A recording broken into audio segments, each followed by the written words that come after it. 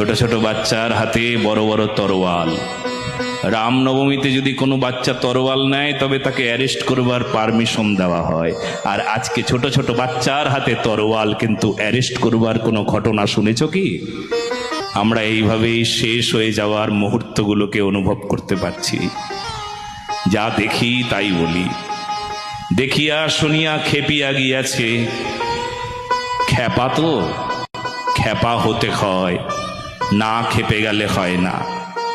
কেউ টাকার অভাবে খেপা হয়, কেউ টাকার অভাবে খেপা হয়, আর কেউ দেশ রক্ষা করবার জন্য, মাটি রক্ষা করবার জন্য খেপা হয়, স্বদেশ প্রীতির জন্য খেপা হয়, ভালোবাসায়, ভালোবেসে, দেশকে ভালোবেসে, ধর্মকে ভালোবেসে খেপা হয়ে গেছে।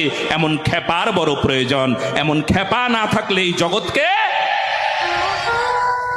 জগতে আর হিন্দু রাষ্ট্রের স্বপ্ন হিন্দু রাষ্ট্রই স্বপ্নই থেকে যাবে।